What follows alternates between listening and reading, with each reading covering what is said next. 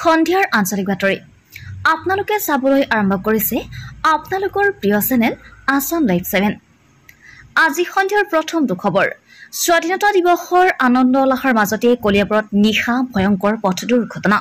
তীব্ৰবেগী বাইকে নিয়ন্ত্ৰণ হেৰুৱাই খুন্দা মাৰে পথৰ কাষত ৰৈ থকা ট্ৰাকত, আনহাতে আন এখন স্কুটিত খুন্দা মাৰে অন্য এখন ট্ৰাকে। স্কুটি বাইকখন তেজপুৰৰ পৰা কলিয়াবৰ দিশে আহি আছিল। উলুৱনিৰ ৰাষ্ট্ৰীয় ঘাইপথত সংঘটিত হয় এই ভয়ংকৰ পথ দুৰ্ঘটনা। ট্ৰাকৰ পাছফালে খুন্দা মাৰি পথৰ মাজত উপৰি পৰে বাইক আৰোহী। ঘটনাস্থলীত আৰক্ষী উপস্থিত হৈ 108ৰ জৰিয়তে সংকটজনক অৱস্থাত বাইক আৰোহী আৰু স্কুটি আৰোহীৰ 4জনক কলিয়াবৰ মহকুমা সামৰিক চিকিৎসালয়ত ভৰ্তি কৰে। ইয়াৰে এজনক সংকটজনক অৱস্থাত তেজপুৰলৈ প্ৰেৰণ কৰিছে।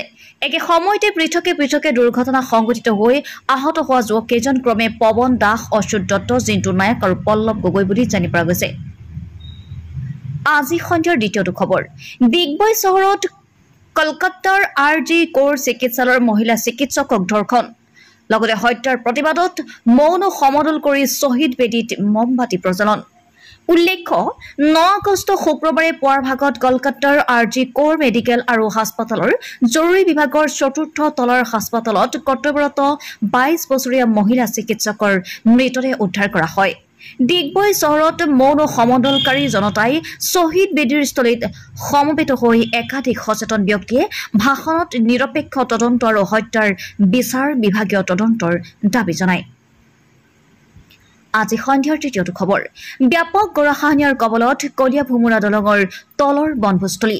ব্ৰহ্মপুত্ৰ নদীৰ জলস্তৰ বৃদ্ধি পোৱাৰ পাছতে 3 দিনেই নদীৰ বুকুত যা গৈছে কলীয়া ভোমোৰা দলঙৰ তলৰ বনভোজস্থলী। তাক লৈ চিন্তিত হৈ পৰিছে ৰাইজ। দিনে নিশাই হুৰাহুৰে ব্ৰহ্মপুত্ৰৰ বুকুত যা গৈছে বনভোজস্থলী। স্থানীয় লোকে জানিবলৈ দিয়া মতে যোৱা 3 দিনত প্ৰায় 1 কিলোমিটাৰ আন মাটিৰ নদীৰ বুকুত যা যায়। অধিক খহনীয়া হোৱাৰ ফলত কলীয়া ভোমোৰা দলঙৰ প্ৰায় শেষৰটো খুঁটা পাইছেহি ব্ৰহ্মপুত্ৰ নদী। তাক লৈ এতিয়া চিন্তিত হৈ পৰিছে ৰাইজ আৰু মনত এটাই প্ৰশ্নই ভাবুকি কঢ়িয়াই আনিছে কলীয়া ভোমোৰা দলঙলৈ। আজি সন্ধিয়াৰ চতুৰ্থটো খবৰ ডিগবৈ শোধনাগাৰ প্ৰশাসনিক ভৱনৰ সন্মুখত প্ৰতিবাদ শ খেতিয়ক ৰাইজৰ। তিনিচুকীয়া জিলাৰ তৈলনগৰী ডিগবৈৰ সমগ্ৰ বৰবিল অঞ্চলত বিগত বৰ্ষৰ দৰে এই বছৰো শোধনাগাৰৰ পৰা ওলোৱা তেল পথাৰত তথা বহু লোকৰ বাসগৃহত সোমাই কঠীয়া খেতি পথাৰ তথা ঘৰৰ সামগ্ৰী ক্ষতি কৰিছিল। ডিগবৈ নলাৰে তেলযুক্ত পানী বৈ গৈ বৰবিলৰ বৃহৎ পথাৰ গৃহ নষ্ট হোৱাত ৰাইজক ক্ষতিপূৰণৰ দাবীত এই প্ৰতিবাদ।